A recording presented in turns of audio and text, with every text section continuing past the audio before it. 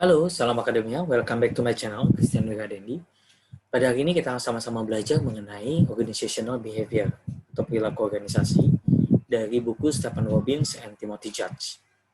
Dan pada kesempatan kita di video kali ini akan berbicara mengenai perception and individual decision making, yaitu persepsi dan bagaimana kita mengambil keputusan, membuat keputusan. Nah, di dalam chapter ini kita pertama-tama akan berbicara mengenai perception. Di mana perception, a process by which individual organize and interpret their sensory impression in order to give meaning to their environment. Ya, di mana Bapak Ibu, anak-anak, teman-teman semuanya, bagaimana seseorang mengorganize dan menginterpretasikan terhadap suatu kejadian, sesuatu keadaan, sesuatu lingkungan, ya, bagaimana menginterpretasikan keadaan tersebut atau di lingkungan tersebut. Ya, kemudian faktor-faktor apa saja yang mempengaruhi persepsi kita? Pertama situasi, ya dari lingkungan, kemudian perceiver, orang menerima persepsi, ya. Kemudian yang ketiga adalah target. Nah, tiga hal ini menjadi faktor yang mempengaruhi persepsi. Nah, persepsi atau persepsi seseorang, ya, di mana diakibatkan dari dua hal. Yang pertama internal dan eksternal. Ya, the observed behavior to a type of cause. Internal behavior is believed to be under the personal control of the individual. And external, the person is forced into the behavior by outside events or causes. Nah, ketika persepsi seseorang tersebut misalkan disebabkan dari internal, bagaimana persepsinya itu terbentuk berdasarkan kontrol dari dirinya sendiri. Oh, hidup saya yang atur, persepsi saya, berarti saya yang atur. Tetapi bisa juga disebabkan oleh eksternal, ada faktor eksternal dari perilaku orang sekitar kita yang menyebabkan persepsinya jadi negatif atau positif. Misalkan contoh kita di dalam satu lingkungan, dan di dalam lingkungan tersebut memberikan persepsi yang buruk terhadap kejadian tertentu. Akibatnya kita dipengaruhi oleh lingkungan tersebut. Nah, kalau internal, ya, even dia berada di lingkungan, tetapi dia mempunyai keyakinan sendiri terhadap suatu persepsi akan kejadian, akan keadaan, akan lingkungan tertentu. Nah, di mana determinants of attribution, ya, pertama ada tiga, distinctiveness, whether an individual displays different behaviors in different situation, di mana perilaku kita, ya, bagaimana persepsi kita akan berbeda. Ya, kita mempunyai perilaku yang berbeda di tempat yang berbeda, Bapak Ibu serta teman-teman semuanya. Misalkan kita di tempat dengan karakteristik yang A, maka kita akan mengikuti yang A. Akan pindah lagi, misalkan dia pindah ke tempat dengan karakteristik yang berbeda, karakteristik B, dia akan mengikuti perilakunya di B. Nah, kalau konsensus, does everyone who face a similar situation respond in the same way as the individual did? Jadi, misalkan saya akan merespon terhadap suatu kejadian berdasarkan beberapa orang, respon dari kebanyakan orang. Misalnya, di dalam suatu kejadian atau suatu tempat, ya, ada seorang yang melakukan kejahatan dan respon orang sekitar itu takut atau cuek. Maka respon saya, ya, saya akan melakukan hal yang sama, similar dengan orang-orang yang ada di dalam kejadian tersebut. Nah, begitu juga kalau dia melawan aksi kejahatan itu, dan saya pun akan mengikutinya. Who faces a similar situation respond in the same way as the individual did. Kemudian yang ketiga adalah konsistensi. Does the person respond the same way over time? Di mana Bapak Ibu serta teman-teman semuanya, merespon, melakukan perilakunya ya, akan sama even dengan kejadian yang berbeda, dengan situation yang berbeda, dengan tempat yang berbeda, ya dia akan melakukan hal yang sama terus menerus, dia konsisten. Oke. Nah, bila kita lihat di sini individual behavior, ya ada 3, distinctiveness, consensus, dan konsistensi. Dibedakan menjadi 3. Bila distinctiveness, eksternal lebih tinggi ya, pengaruh eksternal, ya karena dia mengikuti lingkungan. Internalnya low. Kalau konsensus juga sama, dia dipengaruhi oleh respon dari individu-individu yang ada di dalam kejadian tersebut. High eksternalnya. Konsistensi internal lebih tinggi karena dia menganggap ya melakukan hal yang sama dari waktu ke waktu ya tergantung dari saya. Nah, apa yang bisa menyebabkan error? Attribution error, fundamental attribution error, dan self-serving bias. The tendency to underestimate the influence of external factor and overestimate the internal factor. Ya, dia meremehkan kejadian-kejadian atau lingkungan dari eksternal, faktor-faktor eksternal, dan kemudian dia melebihkan faktor internal, seperti percaya diri yang tinggi. Internal faktor kalau saya itu bisa. Ya, dia meremehkan akan lingkungan sekitar. Kemudian kedua adalah self-serving bias, occurs when individuals overestimate their own influence on successes and overestimate the external influences on their values. Jadi di mana di sini dia meninggikan faktor internalnya, memuji, oh ini keberhasilan saya, ya. Tetapi once dia gagal atau seseorang itu gagal, dia menyalahkan lingkungan sekitar, dia mengkambing hitamkan lingkungan sekitar. Nah, di dalam perilaku organisasi ini juga kita harus hindari. Atau di sini teman-teman, Bapak Ibu serta mahasiswa semuanya bisa belajar apa yang menjadi penyebab atau terkadang kita langsung menjudge atau menghakimi ya, seseorang secara langsung tanpa melihat terlebih dahulu. Jadi ada pepatah don't judge the book by its cover. Nah, di dalam perilaku organisasi kita juga belajar di sini. Terkadang kita pun melakukan hal yang sama. Apa bentuk-bentuknya? Kalau kita melakukan judge, penghakiman. Nah, yang pertama, selective perception. A perceptual filtering process based on interest. Ya, may allow observers to draw unwarranted conclusion from an ambiguous situation, di mana kita mengambil kesimpulan ya based on background yang sama, kita lulusan yang sama, kita pendidikan yang sama, atau minat yang sama, kita langsung mengambil atau memutuskan sesuatu di situasi yang ambigu. Jadi kita belum bisa melihat langsung. Saya suka nih sama nih anak, ya, saya suka nih sama nih karyawan karena kita punya minat yang sama atau berasal dari lulusan yang sama. Kemudian halo effect, drawing a general impression based on a single characteristic. Misalkan pada saat kita wawancara atau ketemu dengan salah seorang karyawan, dia senyum terus. Kemudian dari dia senyum terus, kita langsung mempersepsikan oh ini orang yang ramah. Padahal kita belum bisa menilai secara lebih lanjut. Kita langsung menilai pada saat first impression. Kemudian yang ketiga adalahnya contrast effect. Our reaction is influenced by others we have recently encountered. The context of the observation. Kemudian ada stereotyping, judging someone on the basis of the perception of the group to which they belong. Kita menghakimi berdasarkan kelompok masyarakat tertentu. Misalkan ada suku yang tertentu ngomongnya besar-besar. Oh, ini dibilang galak. Kemudian ada juga suku yang tertentu yang ngomongnya lembut, sopan. Oh, ini orangnya ramah. Jadi belum tentu Bapak Ibu serta teman-teman semuanya. Ya. Itu mengenai stereotyping, kita langsung menilai dari salah satu kelompok tertentu. Oke, kemudian the link between perception and decision making. Nah, decision making occurs as a reaction to perceived problem. Nah, di mana kita membuat suatu keputusan timbul dari reaksi kita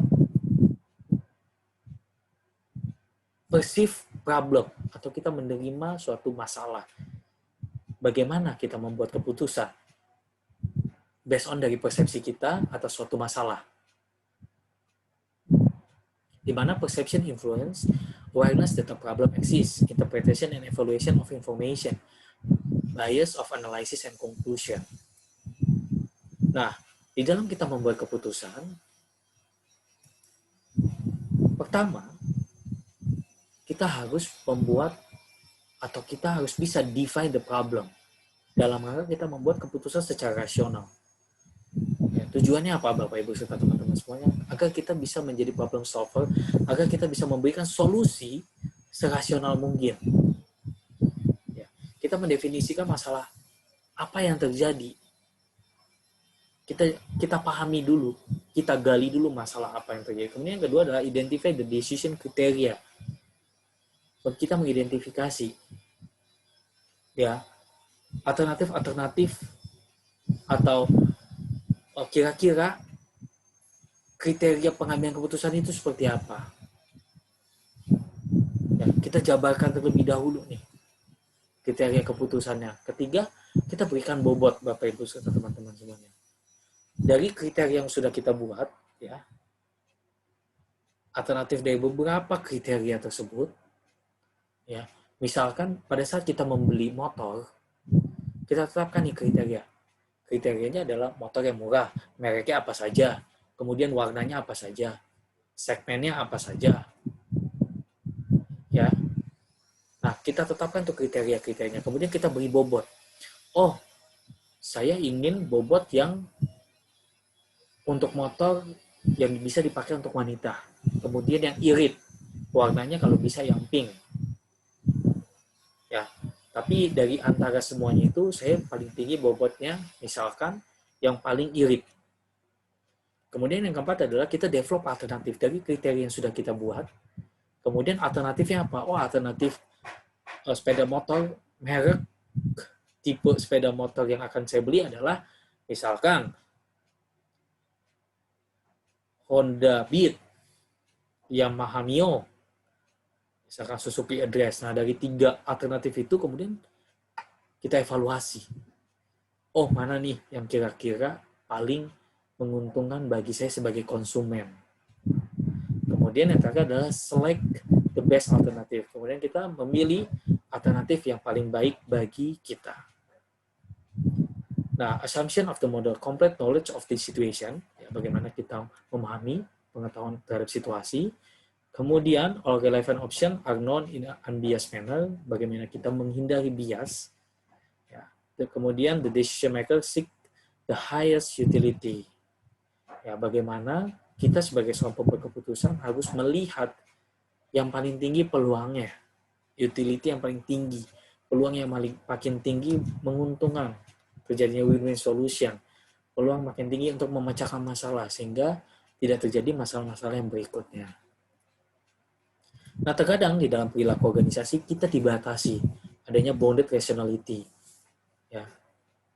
Secara rasional, kita memikirkan secara rasional, tapi kita dibatasi. Ya, di mana so people seek solution, kalau Bapak Ibu lihat di paragraf yang kedua, seek solution that are satisfactory and sufficient rather than optimal. Nah, terkadang kita melihat atau kita tidak melihat alternatif atau tidak melihat atau menggali masalah itu secara detail. Ya, sehingga kita mengambil kesimpulan, mengevaluasi kesimpulan itu dan mendapatkan solusi yang menguntungkan kita atau menyenangkan kita sebenarnya. Ya. Satisfies, yang memuaskan kita, tetapi belum tentu apa hal yang memuaskan kita itu dapat optimal terhadap pemecahan masalah. Ya. Ini adalah bounded rationality. Decision making in bounded rationality. Nah, limited search for criteria alternatif. Ya.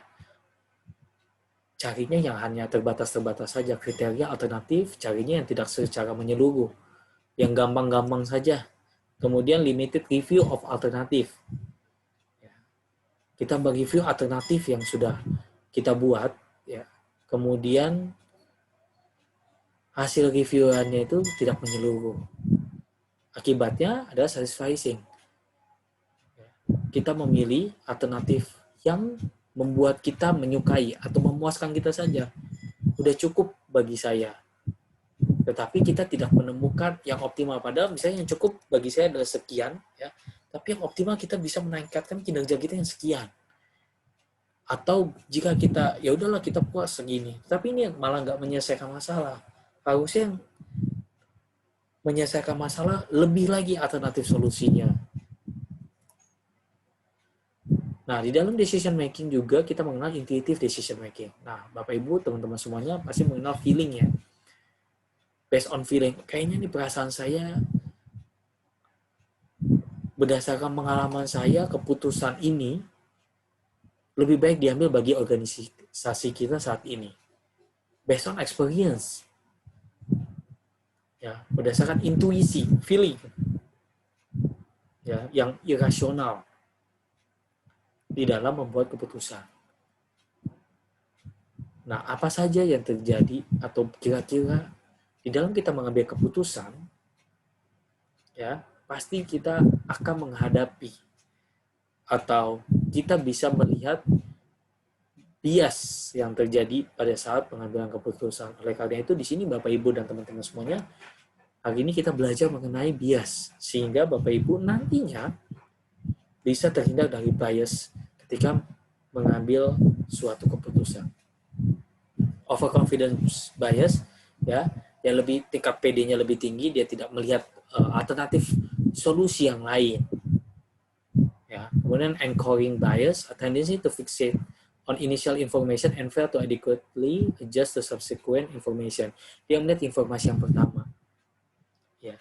Dia melihat informasi yang pertama, dia tidak menggali lagi informasi yang lebih lanjut. Ini yang orangnya yang reaktif atau dapat sharean berita, tapi dia tidak menggali lagi informasi apakah informasi tersebut itu benar atau salah, atau ada informasi selanjutnya atau ada klarifikasi. Dia share yang pertama.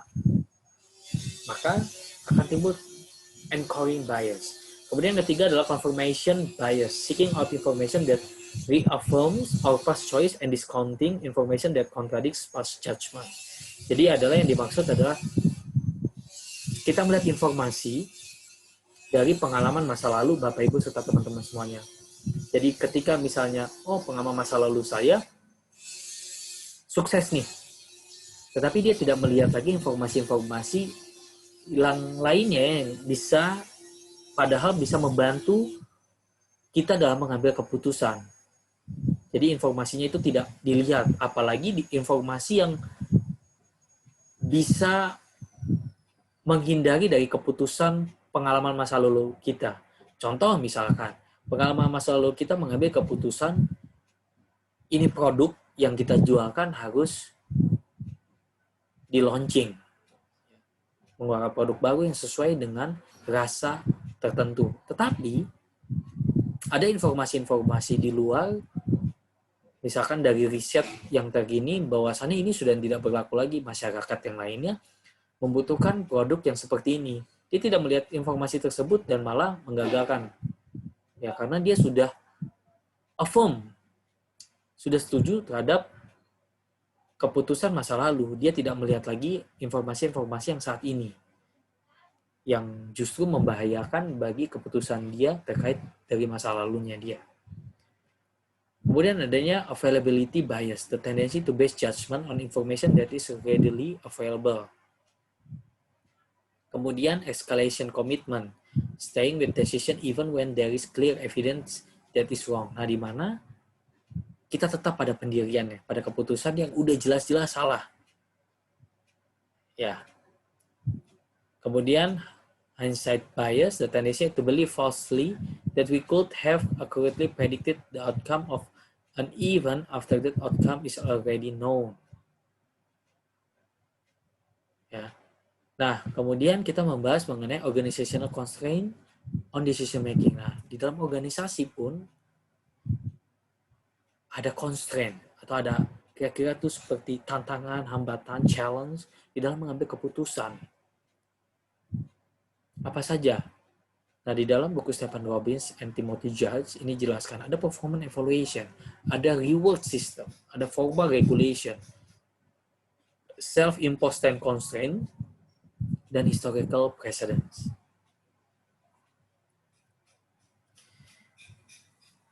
Nah, di dalam membuat keputusan kita juga harus memahami etik, ya, konsep etika. Nah, keputusan yang kita ambil harus konsisten dengan kebebasan mengemukakan pendapat, hak-hak karyawan dipenuhi, misalkan gajinya dipenuhi karena dia sudah bekerja dengan baik, kemudian adanya justice, ya, adanya distribution yang equal. Yang dimaksud adalah setiap orang yang ada di karyawan, yang ada di perusahaan atau organisasi, ya teman-teman mahasiswa yang ada di organisasi, mempunyai hak yang sama, mempunyai derajat yang sama, tidak dibedakan diskriminasi based on dari background tertentu, suku tertentu, kulit tertentu, ras tertentu, agama tertentu. Kemudian dari aspek utilitarian pun sama. Nah, di dalam kita membuat keputusan, ada creativity yang Bapak Ibu serta teman-teman mahasiswa bisa melakukan kreativitas, ya, untuk mengungkapkan atau untuk membuat ide-ide yang belum pernah dipikirkan sebelumnya, membuat ide-ide yang cemerlang, yang kreatif. Hal ini bisa membantu untuk kita mengenali problem secara lebih baik lagi, kemudian mengenai ada masalah yang orang lain tidak melihat lebih dalam misalkan dibanding kita. Kemudian kita bisa membuat solusi yang lain dari yang lain yang kira-kira bisa membantu perusahaan dan lain sebagainya. Nah, di sini ada 3 komponen di dalam kita membuat keputusan secara kreatif. Pertama, creative thinking skill, kemudian expertise, yang ahli di dalamnya, based on experience, kemudian intrinsic task motivation. Apa global implication-nya? Pertama ada attribution, kemudian ethics yang tadi sudah dibahas, kemudian decision making. Adanya cultural background of the decision maker can have significant influence on decision made. Nah, di mana cultural background ini juga bisa berpengaruh Bapak Ibu serta teman-teman semuanya. Misalkan cultural di Eropa pasti berbeda dengan cultural kita yang menganut adat budaya timur. Ada juga yang paternalistik, ada juga maternalistik, yang keputusannya dari lebih banyak diambil dari pria, ada juga keputusan diambil dari kaum wanita. Itu juga budaya-budaya yang bisa mempengaruhi di dalam pengambilan keputusan. Ya, adanya perbedaan budaya juga mempengaruhi. Nah, implication for manager. Nah, teman-teman, Bapak Ibu, anak-anak semuanya, apa implikasinya, apa dampaknya bagi seorang manajer berkaitan dengan perception and decision making. Nah, perception bagaimana seorang manajer meningkatkan produktivitas dari karyawan tersebut, ya, mempengaruhi karyawan, terutama job desk dari pekerjaannya. Kemudian bagaimana kita meningkatkan pengambilan keputusannya sehingga keputusan yang kita ambil itu dapat positif, dapat berlaku baik bagi sesama, khususnya bagi karyawan. Pertama, analyze the situation, adjust your decision approach, be aware of bias, ya, analisis situasi, kemudian pendekatan pengambilan keputusan, kemudian kita menghindari bias sebisa mungkin. Nah, yang keempat, combine rational analysis with intuition. Kita bisa mengkombinasikan analisis rasional yang based on keadaan kita dengan intuisi atau pengalaman kita atau feeling kita. Dan yang terakhir adalah bagaimana kita meningkatkan kreativitas pengambilan keputusan kita. Oke, sekian dari paparan kita mengenai perception and decision making pada hari ini. Semoga ilmu yang saya sampaikan bisa bermanfaat bagi Bapak Ibu, rekan-rekan mahasiswa dan anak-anak sekalian. Terima kasih dan salam akademia.